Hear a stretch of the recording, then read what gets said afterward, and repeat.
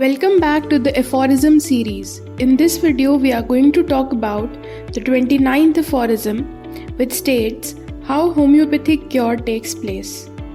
Before that, we would like to brief about aphorism number 21, which states the pathogenetic symptoms curative in medicine. Aphorism number 22, which states the contraria contribus curentur. Aphorism number 23, which states the demerits of antipathy. Aphorism number 24, which states the similia similibus curentur. Aphorism number 25, which states the merits of homeopathy. Aphorism number 26, which states the homeopathic law of cure. Aphorism number 27, which states the curative power of medicine. Aphorism number 28, which states the confirmation of law of nature. And aphorism number 29, which states how homeopathic cure takes place. Let us start by giving it a reading. As every disease, not entirely surgical, consists only in a special morbid dynamic alteration of our vital energy, of the principle of life, manifested in sensation and motion, so in every homeopathic cure, this principle of life, dynamically altered by natural disease, is seized through the administration of medicinal potency selected exactly according to the symptom similarity by a somewhat stronger, similar artificial disease manifestation. By this, the feeling of the natural weaker dynamic disease manifestation ceases and disappears. This disease manifestation no longer exists for the principle of life, which is now occupied and governed merely by the stronger artificial disease manifestation. This artificial disease manifestation has soon spent its force and leaves the patient free from disease, cured. The dynamist thus freed can now continue to carry life on in health. This most highly probable process rests upon the following propositions. इस aphorism में doctor Hahnemann ने disease दो तरीके की बताई. पहली disease जो dynamic है, जो वाइटल फोर्स की डीरेंजमेंट की वजह से होती है, और दूसरी डिजीज़ जो कि सर्जिकल है. सर्जिकल डिजीज़ के बारे में हम पढ़ेंगे इन aphorism नंबर 186.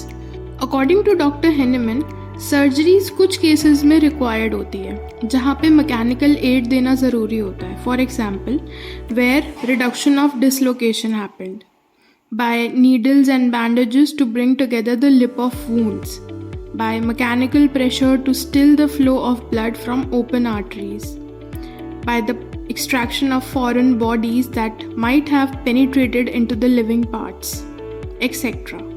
यहाँ पे उन्होंने the word principle of life use किया है. Principle of life is the vital force, the energy, the vital principle जिसको हम बोलते हैं. ठीक है, तो इस aphorism में डॉक्टर हेनेमन बता रहे हैं कि हर वो डिजीज़ जो डायनामिक है, जो मॉर्बिड ऑल्ट्रेशन कॉज करती है हमारी वाइटल एनर्जी में, वो कैसे ठीक हो सकती है.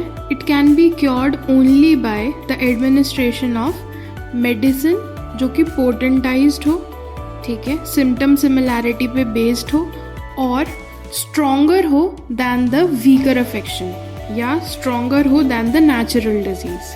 वाइटल एनर्जी के जिस डीरेंजमेंट से नेचुरल डिजीज़ कॉज हुई है, उस नेचुरल डिजीज़ से स्ट्रॉन्गर होनी चाहिए हमारी आर्टिफिशियल डिजीज़, तभी वो उसको ओवरपावर कर पाएगी, या कहें तो तभी वो उसको परमानेंटली इरेडिकेट कर पाएगी.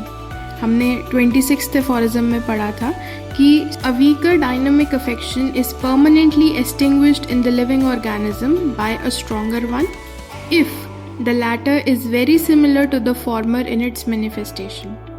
ठीक है, और जैसे ये आर्टिफिशियल डिजीज़ अपीयर होती है, जो नेचुरल, जो वीकर डायनामिक अफेक्शन है, वो अपने आप डिसअपीयर हो जाती है.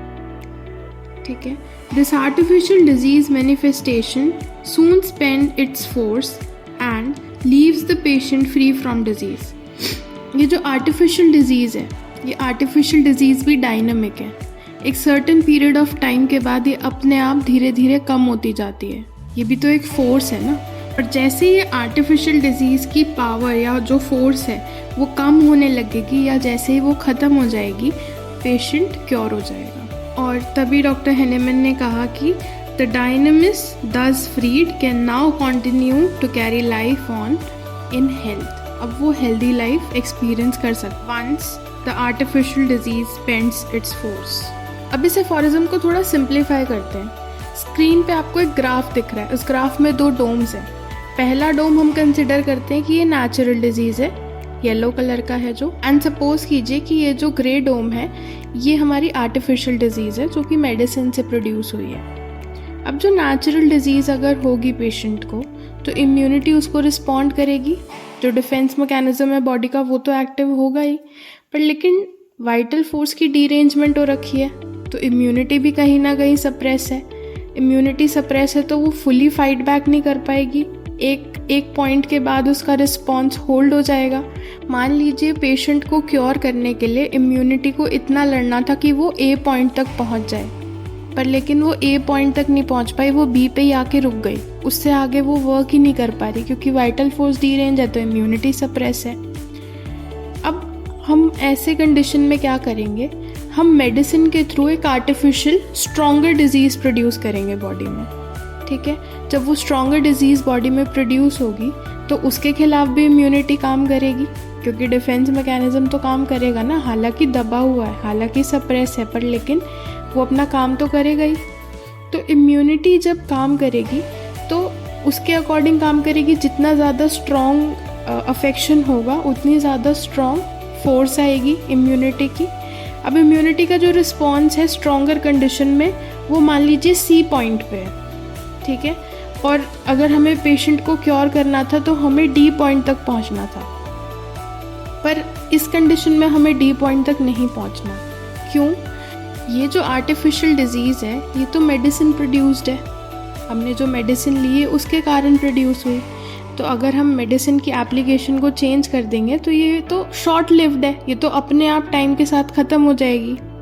अब हम ये देखेंगे कि जैसे इम्यूनिटी ने ए पॉइंट को क्रॉस किया, जो फर्स्ट डिजीज़ थी, जो नेचुरल डिजीज़ थी, वो अपने आप इरेडिकेट हो गई क्योंकि उसको लड़ने के लिए तो उतना ही थ्रेशोल्ड चाहिए था ना, उतनी ही इम्यूनिटी चाहिए थी, और जैसे ही नेचुरल डिजीज़ को उतनी इम्यूनिटी मिली, नेचुरल डिजीज़ इरेडिकेट हो गई।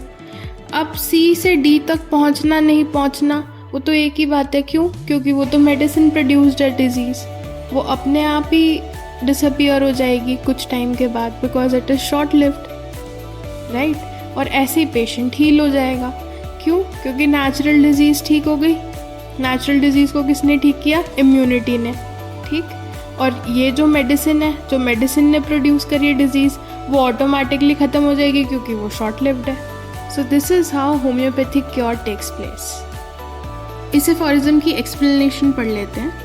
Dr. Henneman describes disease as a dynamic alteration of vital energy manifested in sensation and motion. Homeopathic cure involves administering a medicinal potency that matches the symptom similarity of the natural disease, creating a stronger similar artificial disease. This artificial disease replaces the natural disease which ceases to exist for the vital energy. Once the artificial disease's force diminishes, the patient is left free from disease. The freed vital energy can then continue to sustain life in health. This process, based on symptom similarity and the dynamic nature of disease, is a highly probable method of cure according to Dr. Henneman. That's all in the video. Thank you for watching.